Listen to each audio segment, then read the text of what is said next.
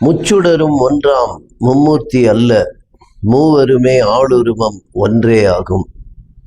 அச்சுதா இவர்களுமே ஆண் பெண் அல்ல, அரணுமல்ல லிங்கமல்ல அனாதியான சச்சிதானந்தனையே வணக்கம் செய்து சர்க்குருவை தரிசித்து சரண் பற்றி எச்சரிக்கை கொண்டு நட அப்பா அப்பா, எண்ணிலா முக்தி வழி எய்துவாயே.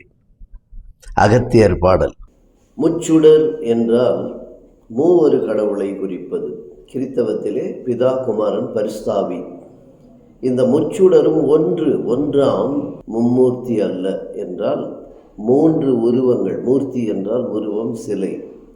இந்த மூன்று சுடராகிய இவர்கள் மூன்று உருவத்தை, தனித்தனிய உருவத்தை கொண்டவர்கள் அல்ல, மூவருமே ஆளுருவம் ஒன்றே ஆகும்.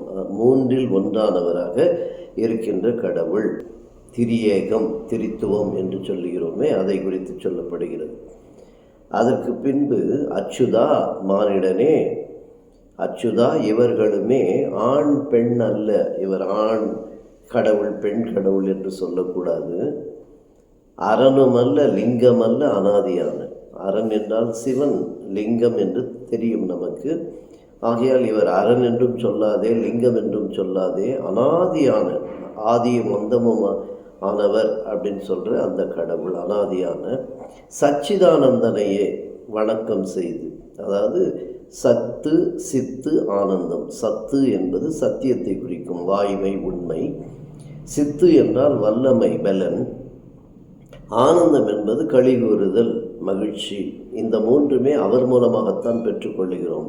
அந்த சத்து சித்து ஆனந்தத்தை கொண்ட சச்சிதானந்தனையே வணக்கம் செய்து அவரையே தொழுது கொண்டு சத்குருவை தரிசித்து சரண் பற்றி, அவரை நீ வணங்கி அவரை தொழுது கொண்டு அவருடைய தரிசனத்தை பெற்றுக்கொண்டு அவரிடத்திலே சரணாகதி அடைந்து அவரை பற்றி கொள்ளு.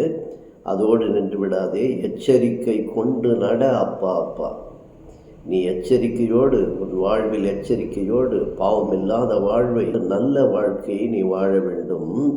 எண்ணிலா முக்தி வழி எய்துவாயே. முக்தி என்றால் மோட்சம், பரலோகம் என்று சொல்லலாம். கதி என்று சொல்வார்கள், பரகதி என்று சொல்வார்கள்.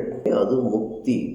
அந்த முக்தியின் வழியை நீ எய்துவாய், பெற்றுக்கொள்வாய். மூவரு கடவுளாகிய பிதா குமாரன் பரிஸ்தாவி என்று சொல்லக்கூடிய அந்த கடவுளை நீ ஏற்றுக்கொண்டு தொழுது கொண்டு சரணடைந்து வாழ வேண்டும் என்று சொல்லுவதாக அகத்திய சித்தர் எழுதிய பாடல்.